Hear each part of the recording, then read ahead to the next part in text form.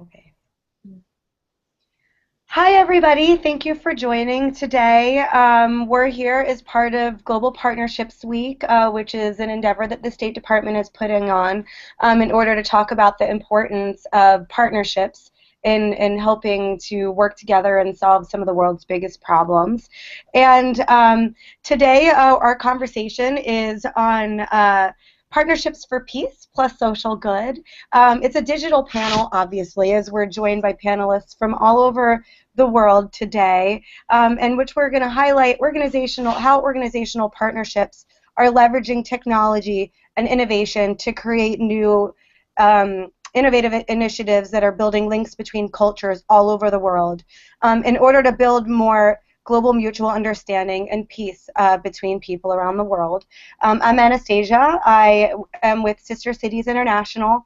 We're an organization that was started 60 years ago by President Eisenhower after World War II as a way to build better relationships between people and citizens and cultures and cities around the world, with the thought that by tying these people together, you build relationships and get to know each other more for your similarities rather than your differences, and hopefully create a platform of more sustained peace. And so today we're joined by some great panelists. I'll briefly run through them and let them each introduce themselves and their work. We have Jessie Belt joining from the Iraqi American Reconciliation Project. We have Chanel Bonavito. She is the Director of Policy, Evaluation, and Transformation for Scientists Without Borders at the New York Academy of Sciences. We have Chazelle Lopez. She's a specialist at Peace Tech Lab, also one of the strategic partners for the State Department for the week itself. And Claire Mc Sweeney, who's joining us from Cork to talk about a partnership between San Francisco and Cork and what they've been able to do. So we're really excited during International Women's Day week to have such a powerful group of women panelists here to talk about the importance of partnering together in order to create peace. So ladies, I'll let you go through and each introduce yourself and your work a little bit. Hi, well, my name is Jessie, and I'm the Deputy Director of the Iraqi and American Reconciliation Project, and thank you for hosting it. Do you want me to talk a bit about the organization or have each panelist introduce themselves right away? Please introduce yourself and talk a little bit about, let's give a little intro about your project, and then we can dive into some questions. Okay. Well, thank you for hosting this panel today, and I look forward to learning from the other panelists as well. So I work with the Iraqi and American Reconciliation Project, and we're a small nonprofit based in Minneapolis, Minnesota, whose mission is to promote reconciliation between the people of the United States and the people of Iraq. And really our goal is to create bridges of communication, understanding, and support between Americans and Iraqis with the goal to develop friendships, expanded understanding of one another, and tangible acts for rebuilding Iraq. And we have a couple of different ways that we do that, and I'll just talk broadly about our programs and then get into more details later. But one of our projects is the Iraqi Art Project, and we bring Iraqi art to the United States, exhibit it. We also have Iraqi and American visual art, films, theater, panel discussions, in which we further dialogue about the war and occupation, about healing and reconciliation, and the two countries' shared futures. And under this project, we have a film mentorship program that I'll talk about in a little bit in more depth. We also have our Sister City project, which is how we know Sister Cities International, and we support professional and personal exchange and friendship building between the citizens of Minneapolis and then our sister city of Najaf, Iraq. And then we also have a Water for Peace project that partners American groups with Iraqi schools to provide clean water. And we only have 2 staff, and so we're pretty small, and so we really heavily rely on a lot of volunteers and partnership and collaboration with organizations here in the Twin Cities in the US and also back in Iraq. Thank you so much. We love having stories like this as part of the Sister Cities Network too, because that's what we're all about, is how we form these relationships and how they're able to work together to leverage and create such transformational projects like that. Chanel, I'd love for you to introduce yourself and your work a little bit. Hi everyone, I'm Chanel Bonavito. I'm the director of the Policy Evaluation and Transformation Group at the New York Academy of Sciences. The Academy was founded in 1817.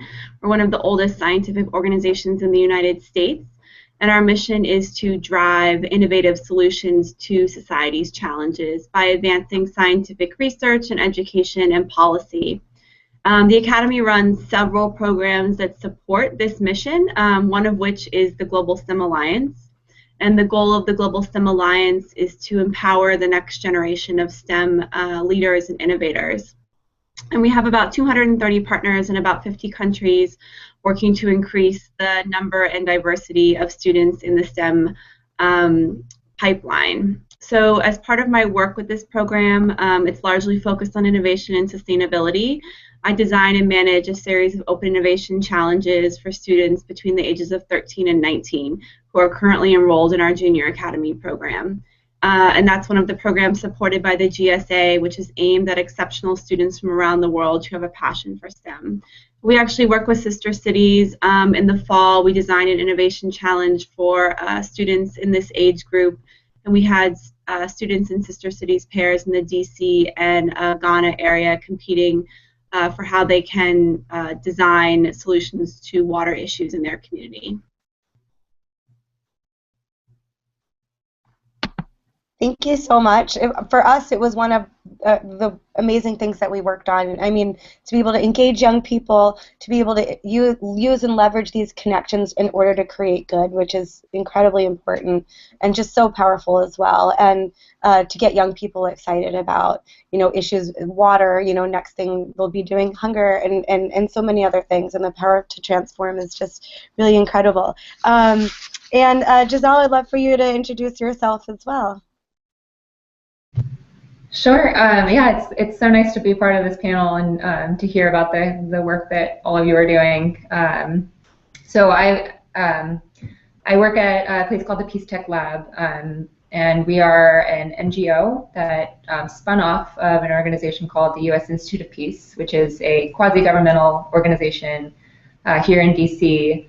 Works very closely with State Department, USAID, other government agencies to lead peace-building programs worldwide and convene a whole range of actors that don't traditionally come together. The Peace Tech Lab is focused on building and basically three areas: technology, media, and data, as they can support these types of efforts in peace-building. So just to give you an example, when we say technology, we have a program called Peace Tech Exchanges, which basically are highly interactive exchange workshops that we host in country around issues related to drivers of conflict. So we've hosted a range of peace tech exchanges in places like Mumbai around gender-based violence, bringing together technologists and civil society organizations from across India that are focused on gender-based violence. We've hosted a series in Iraq around transparency and accountability, bringing together not only CSOs and technologists, but also local government that are often addressing a lot of the same issues that CSOs are addressing, but haven't necessarily connected. The project I've been working on for the past several months is on the data side. It's called the Open Situation Room Exchange. And the mission of this program is essentially to make data resources more accessible to the peace-building field. And basically what we've started with is a public site which you can access. You can access now. We just launched it a few weeks ago. It's at www.osrx.org. And the goal of this site is basically to provide a baseline view of conflict worldwide using structured data, social media data, news data, so a range of information sources to kind of give a picture of what's going on at the worldwide level and at the country level.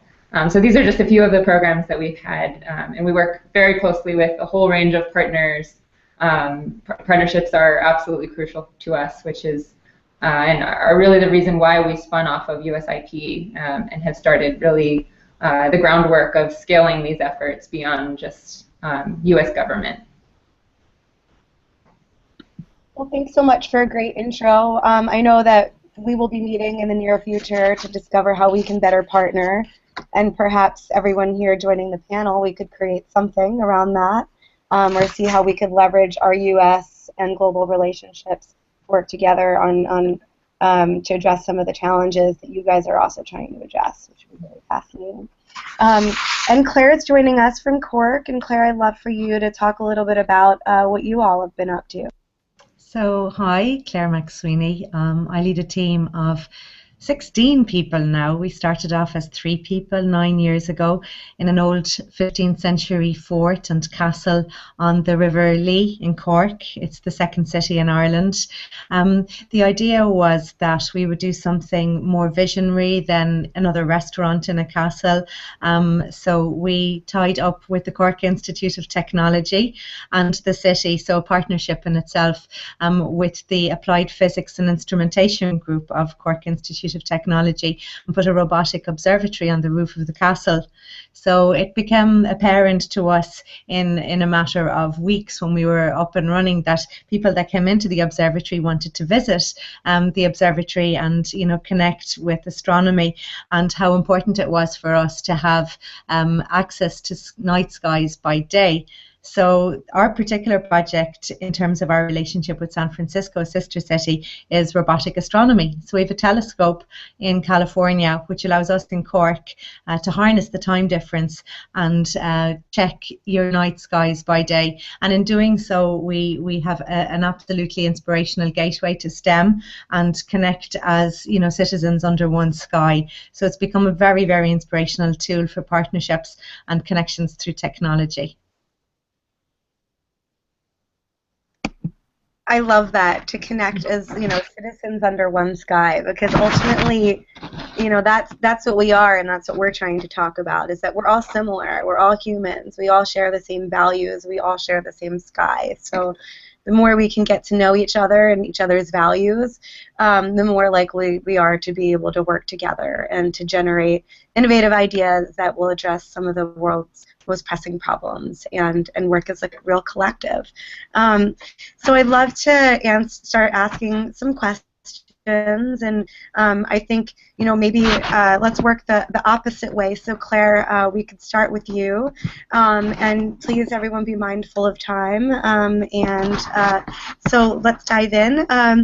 How has your organization collaborated with other organizations, institutions, or corporate entities in order to strengthen your programs and initiatives? So if you can just dive in a little bit more to maybe the important, like the way you address the partners that you would choose, and then how that's been a benefit to you. Okay, so for us it was leveraging the sister city connection with San Francisco that actually seeded the robotic telescope array solution to delivering astronomy by day to students in Ireland. It was 2009, the International Year of Astronomy, and globally folks were looking for innovations and concepts that would describe our relationships and the wonder of the universe and how we are all connected. So it made sense that leveraging the sister city connection could open up the gateway subject of astronomy, and so that's our STEM mission. And it would have been through the Mayor of San Francisco invited over to Cork in Ireland. It was Mayor Lee's first visit outside of San Francisco to Europe, and stopped in Ireland on St. Patrick's Day to launch our project. So we call it Tara, and the Hill of Tara in Ireland is the location of Newgrange. So it's one of the oldest archaeo-astronomical sites on Earth. On the 21st of December, the sun comes through the portal at Newgrange and illuminates the chamber, and in doing so well over 5,000 years ago would have given our forefathers faith in the seasons and in spring and summer coming around and in leaving the darkness and, you know, growing food again effectively. So Tara and the very strong connection that our forefathers had with the skies above us is our inspirational name for this project. So Mary Lee launched it on St. Patrick's Day 2009 during the International Year of Astronomy, and subsequently we've built very, very strong connections with the multiverse in Berkeley. So through UC Berkeley and the Cork Institute of Technology, we have programs that curricularly link the syllabus in California in the schools where the telescope access is, and in Cork via us in Ireland, so that people have access to this live online resource and develop many different lesson plans through the use. So with Berkeley and ourselves, we've been able to leverage further funding then through tech companies, because both Silicon Valley, of course, in the San Francisco Bay Area, and Cork in Ireland, I'm not sure if you're aware, are very hot tech beds. And so another interesting, I suppose, thread to all of this is that the scientist George Boole, who would have been the father of Boolean arithmetic and was the professor of maths at University College Cork, spent his time in Cork in Ireland, and I suppose that's what ultimately seeded that our ability to talk to each other today on Google Plus. So this binary revolution in terms of computer technology and the algorithms that drive all of this was seeded in Cork. So it's really important to call up the scientific heritage, and technology companies, of course, they respond to this given the challenges they have with the graduate base. Only 17% of graduates in Ireland are STEM relevant, and we have a huge dearth of graduates for this industry, and the opportunities, as we all know, are so wonderful for people that are coming into this area, both from a social and an economic perspective. So companies like Qualcomm International and Planet 21 and many other tech companies have supported our endeavours to drive STEM education through robotic astronomy. Would you like me to continue, Zoe? No, that's okay. Well, let's keep moving on. Chazelle, would love for you to address the question, unless you want me to repeat it as well. Sure. No, I mean, collaboration and partnerships are I think so crucial, especially in fields where you're sort of like ours, and similar to what Claire was talking about, when you're sort of bridging different fields. It's so important to think creatively about the partnerships that you develop, and even just if you take our Peace Tech exchanges, we've had them for a number of years, and there's this sort of model that we build off of. We always know that we're going to partner with a local organization on the ground that knows this space. So if it's we hosted one in Myanmar, we partnered with an organization that was already building the technology community in Myanmar and has this amazing space in the center of Yangon. But we also partnered with the telecoms that are now operating in the area, who are familiar with how fast citizens in Myanmar are now able to access smartphones and what the overall environment looks like. And they wanted to be a part of this event just as much as the government, the USAID partner that we had, and Internews, and who are all amazing on the ground and do fantastic work. But these telecoms and other technology companies really wanted to be a part of that as well. And the other type of partnership that we've been wanting to build as we've spun off is with universities. So as we do our Peace Tech exchanges, as we sort of take it forward, we've started looking at partnerships with universities like MIT, which has an international student program. It's called MISTI. It's like I can't remember what it stands for, but it's basically an international student program, and they've been working in conflict-affected environments, and they basically want to partner with us to think through how we can engage not just MIT students, but students worldwide and in these areas, in these kinds of programs, particularly students in the STEM fields. Helping to get them engaged in these kinds of efforts, so that they are aware of how things like engineering can apply to the peace building field, or to development. And here in the United States, we've, in addition to MIT, we've also partnered with Drexel University, which has one of the largest engineering programs in the country, to build out basically like a peace education program. And that's, I think it's actually a really, it's just getting started, but I think that's one of the most exciting and opportunities that we have now that we're independent and able to scale these efforts, is to engage this new generation of students. And the third one I wanted to mention is one of the biggest goals in spinning off the Peace Tech Lab and scaling these efforts is to build what our president calls the peace tech industry, and to basically partner not only with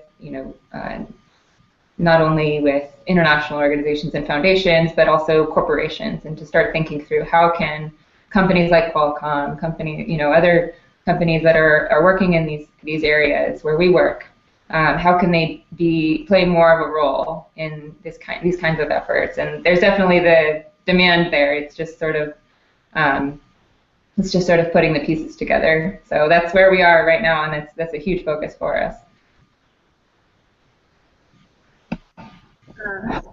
So, Chanel, do you want to address the question? Sure. So the Academy has a very long history of collaboration and working with other partners. We consider ourselves a very neutral organization, and our work is mostly strengthened by the partners that we have around the world. And the GSA is entirely focused on partnerships and collaborations. So we work with other organizations and governments and corporations together to increase the diversity of the STEM pipeline. And our goal here is to reach 1 million students by the year 2020, and we're already well into meeting that goal. And just an example of how we do this is during the challenge design process, we partner typically with an industry partner to identify a mutual area of need, so an area where we can have the most innovation and where the students can contribute the most effort. And we bring subject matter experts from that corporation or other organizations and institutions together to frame the actual challenge we'll be issuing out. And we also recruit mentors, not only from the partner organizations, but also from organizations that we don't partner with or potential partners. We bring those mentors in to work with the students. So all of this is supported by partnerships and collaborations.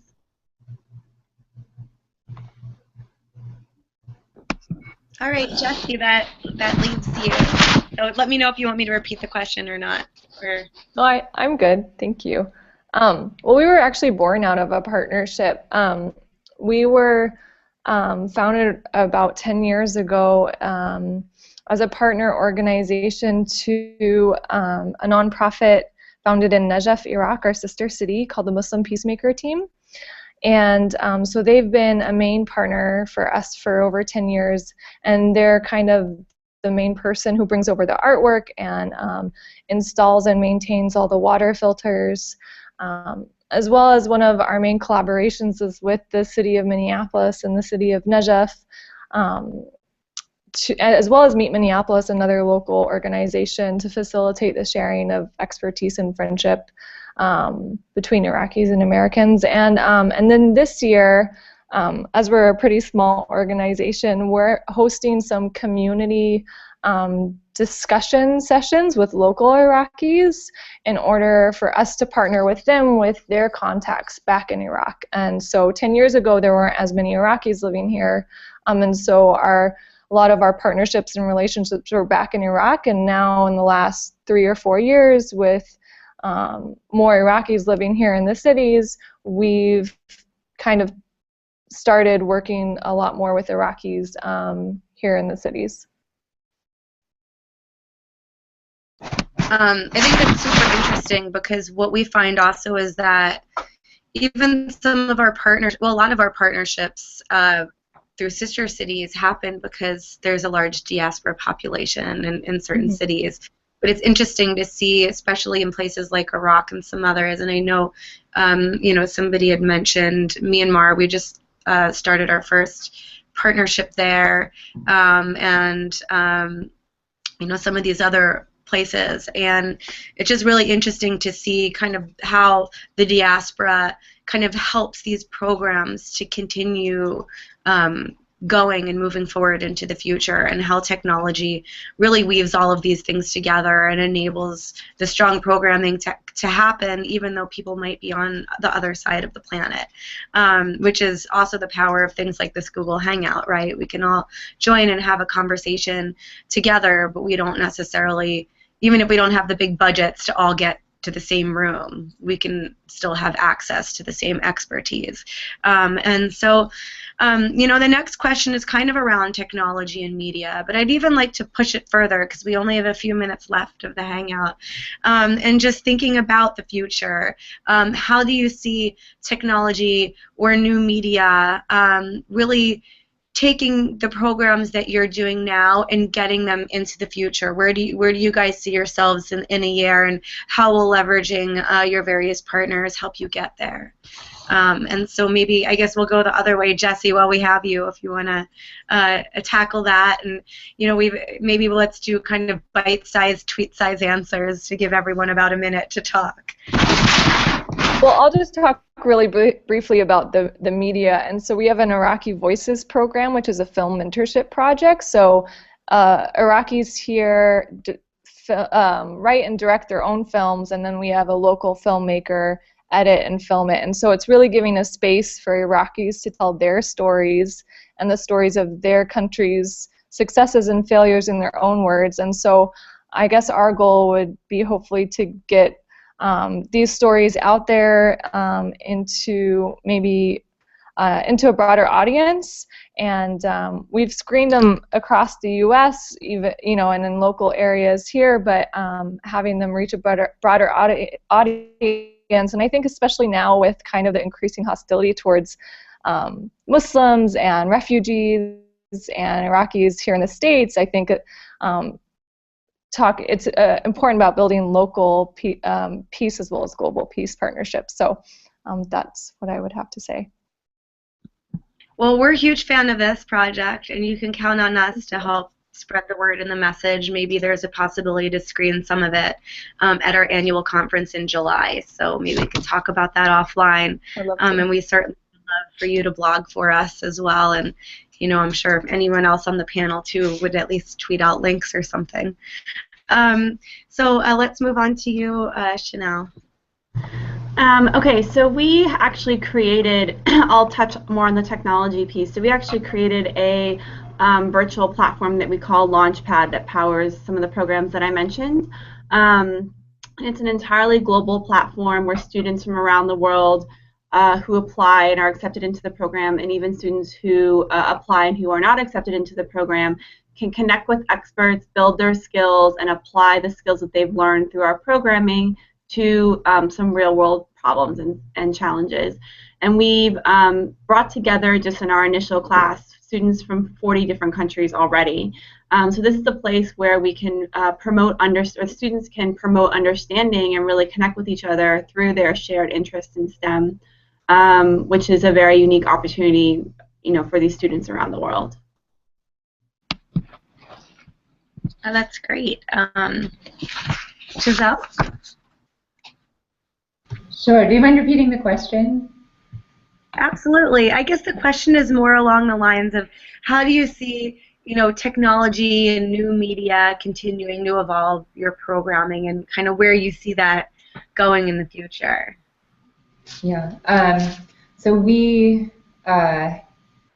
that's a good question. So we have our media program we have what's called a Peace Media program that was pioneered at an organization called Search for Common Ground by our president before he brought it to the Peace Tech Lab.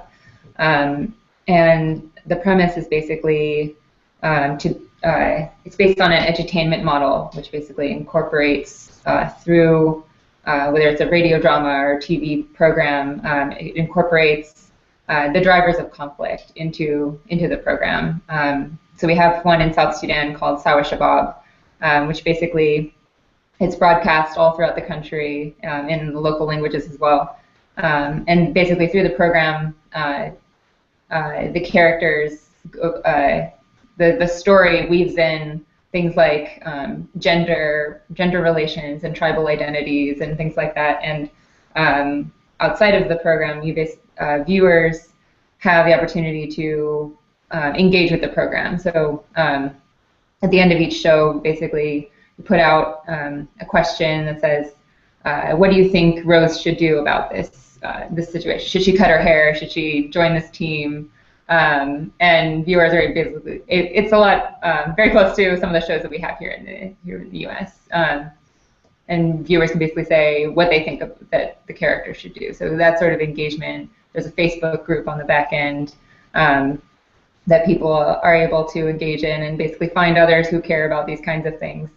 And what's come out of these kinds of programs, both in South Sudan, in Iraq, in Afghanistan, is you have these young people who, for the first time, have a community. And a lot of times it just starts with one person who goes into one of these Facebook groups or starts a conversation as an outcome of this, and basically starts a group or starts an initiative that they otherwise wouldn't have started. So it's I think that's sort of sparking of new initiatives and communities coming together. I think it's happening more and more, and yeah, I think it's just about making the right connections and building these bridges, with either between communities or giving people new ideas and new tools. It's easier said than done, but from what we've seen with in some of these exchanges, there's these new tools and there's a lot of excitement around it, and it opens up new conversations around the same topics in a way that other things just don't. Yeah, I think technology obviously does have the power to build those bridges, and then it's the people to people that really will transform, for sure. Claire, we have about a minute left, so kind of any closing thoughts from you in terms of this particular topic? Well, for us, it's not just about observing and looking up with astronomy and seeing where we're from or where we're going back to. It's the information we can get right now from things like the space satellites that are recording, climate change initiative, the migration patterns. So many of our challenges, our very, very serious challenges ahead of us, we have the information. So it's what we do with it, how we communicate this, and who we communicate it to. So it's really important that we get this information across to an inclusive and diverse group of people. So we're running an initiative called Space Week in Ireland. It's starting this year in October. I'd love to work with other sister cities globally about this, because we are on a pale blue dot together. It's a very fragile oasis, and with the right amount of love and connections, using the technology in the right way, we have a chance to make this work and make this a better place for all of us. Well, I couldn't have said better closing words myself. That was absolutely perfect. Guys, you all brought such different perspectives, such different programs to the table today. All of you are doing really transformational work, and it was truly an honor to be able to have this discussion and for you all to take the time to join us. And we can't thank you guys enough, and I encourage you to continue looking at the State Department website. There's going to be a lot of other programs, in-person events, and conversations just like this throughout the week, and we hope to stay in touch with everybody. Thank you. Thanks so much. Bye, Zoe. Bye, everybody. Nice to see you all. Thank you. Thank you.